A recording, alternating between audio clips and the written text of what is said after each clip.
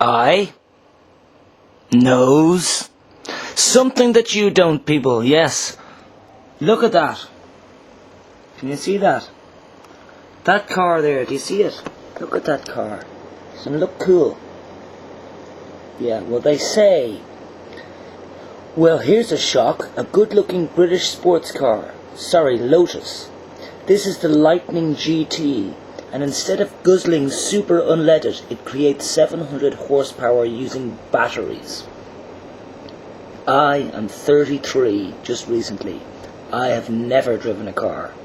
One time, sorry, not never. One time in Morocco for 20 minutes.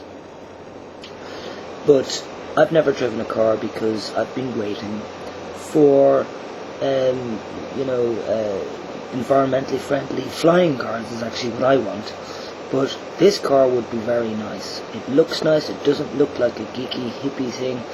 It looks like a James Bond car, except it's running on batteries. Nice. This is a step up, and I do hope that we'll get more environmental friendly cars in the future, because the reason I have never driven or bought a car, and pretty much have been anti-car, not anti-car to the point like many people saying we can't have cars on our roads. No, I believe we need cars, but we need specific cars that do not emit any pollution. And also I suppose, this is a 700 horsepower, I'm not really sure how speedy that is really, because I'm not a car person, but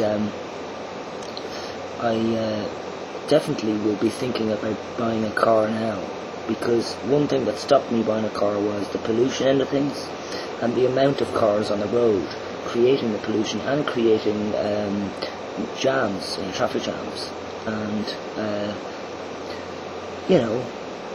I think everybody's nearly got a car now in the world, and I haven't got a car because I've been campaigning to get better cars, better transport systems, better public transport systems as well. But I do agree with cars. I think cars are necessary because not everybody wants to get on public transport.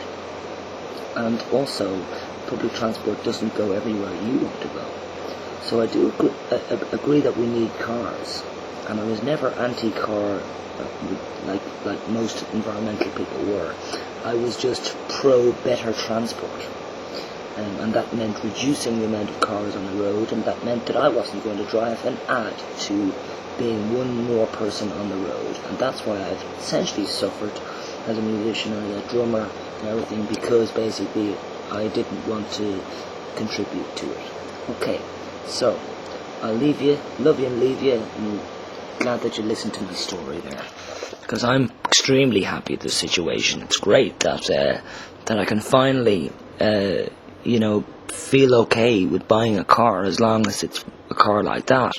But I would ultimately like a flying car, because I think we should keep the ground and the roads for not just humans but also animals going to and fro wherever they need to go naturally, and we should have better system of small planes that can not just fly from country to country across the sea and whatever, but can also go up to space and come down again quite safely.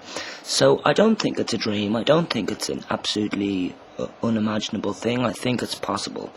We know it's possible because 50 years ago, even 70 years ago now, they had flying cars, but they just figured that they were too expensive and that they didn't have the structure to actually have flying cars in the sky and coming down, at every available motorway. They're really, I'd love to get computer graphics and explain this to you. What my system for better transport, because I do have brilliant ideas. It's just that I need computer graphics, or maybe I'll just get some Lego and I'll do a little scene for you. Not that I have Lego, but I'll ask some kids. I'll steal some Lego off some children just to make this example. Yeah, okay, see you people. Honestly, I won't be stealing off children. Just for you guys out there, you people who think, did he say he's gonna steal off children? Yes. Did he say that he hasn't driven a car all his life except one time in Morocco for 20 minutes? Yes. Did he say that he was against cars? Yes. Anyway, there you go. Alright, ciao.